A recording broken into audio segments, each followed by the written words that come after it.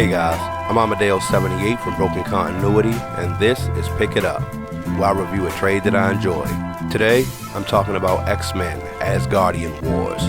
This trade was originally published in 1989. It was written by Chris Claremont with art by Paul Smith and Art Adams. This story is broken up between an X-Men and Alpha Flight 2-issue series, a New Mutant Special Edition book, and an X-Men annual. I'm going to focus less on the story and kind of some of the highlights of things that happen, because there are a lot of things here that carry over a long period of time. The first interesting thing, we see Loki striking a deal with those who sit above in shadow. Now, in order to win their favor, he's supposed to do a good deed for the people of Midgard, so you already know it's not going to work out. However, it is interesting to see basically the gods of the Asgardian gods. Alpha Flight is also on the case, so our superhero team-up starts with Rachel Summers basically laying waste to their team. That fight comes to an end when Professor X takes Rachel to the astral plane to give her a good talking to. With the pre-fight over, the X-Men and Alpha Flight go investigate Loki's shenanigans. While scanning minds, Professor X finds out that Madeline Pryor is pregnant, and Rachel is there to witness this and is wondering if it's gonna be her. When the issue at hand is revealed, there is an awesome you have to go through us moment from Wolverine and Lockheed. In the end, Loki loses, and basically he can't conceive of a good deed, so he gave a poison gift and then got mad when nobody wanted to accept it. The last 2/3 of this is Loki being spiteful and getting petty revenge over his perceived slights.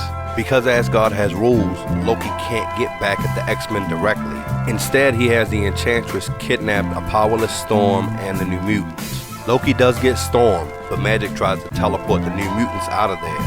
However, because it's Asgard, magic is involved, they end up sent to a bunch of different places. Karma had been having a hard time because the Shadow King had possessed her and made her very obese, and she was just really struggling to deal with that. She ends up getting sent to some wasteland, and she's ready to give up, but she comes across a little girl who needs her help. And just her interacting with this little girl and trying to save her, and the fact that it's Asgard and magic, means basically in the end she comes out probably in better shape than she was before dealing with the Shadow King. The Cypher Can't Fight storyline continues.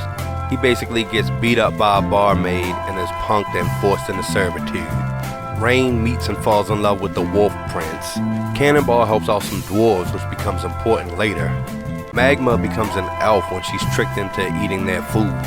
Sunspot has the best deal. For one, Asgardians aren't used to people with melanin, so they're kinda attracted to his skin tone. Also, his strength is greater than that of the average Asgardian, so he starts to become popular.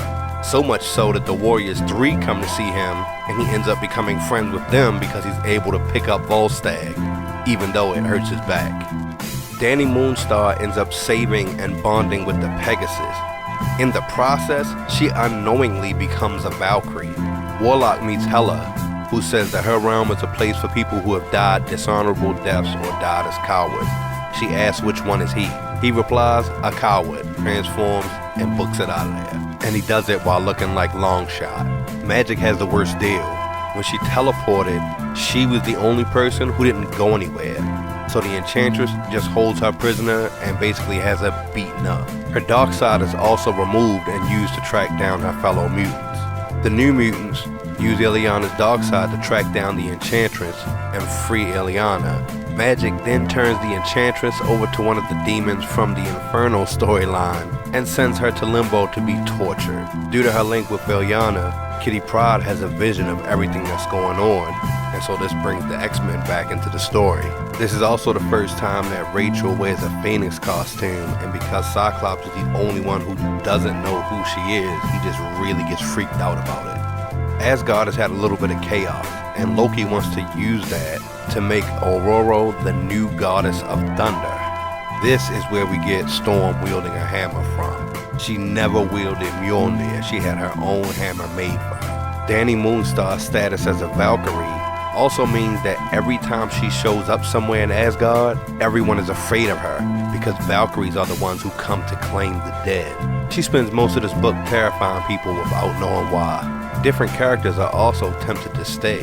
Sunspot, for instance, notices that no one in Asgard cares that they're mutants, or even really cares that his skin is darker than everybody else's. They're just impressed by what they can do and ready to just move on. Wolverine has a problem with this though. Historically, he had been a jerk, but this was the era where he was more thinking of the X-Men as family. And his whole mind state was, Loki took my friend, I'm here to get her back and take her home. He hasn't mentioned that during the course of the story, he was poisoned by a dragon. And because it's magic, basically the poison is moving a little bit faster than his healing factor can. So he's basically just trying to hold it together. Things come to a head when they all witness Storm become a goddess of thunder in the most hardcore way. Loki doesn't really have control of her, so he convinces her that the X-Men are Darkspawn and doppelgangers trying to attack her. When Logan approaches, she just lets him have it. All of this is just too much, and Logan is dying. So Hela shows up to claim his soul, and that is what snaps Storm back into reality, and the X-Men fight Hela. Normally this shouldn't work, but because Danny is a Valkyrie, it is their right to actually fight for the life of someone that they may have come to claim. When the rest of the Valkyries back up Danny Moonstar, Hela relents because it's just too many problems. However, they still have to deal with Loki, and they do it in the most beautiful way. Realizing they can't beat him, Kitty Pryde says, look, if you keep coming for us, we will scatter. So you better lift any curses and send us all back home. Otherwise, one of us is gonna find Thor, Balder, or the Warriors 3, and then it'll be on. And all the mutants end up going home. Meanwhile, Loki has so much fun that he makes himself a little Storm action figure. Anyway, I'm Amadeo78 from Broken Continuity. Thanks for tuning in. Please like and subscribe, and I'll catch you next time.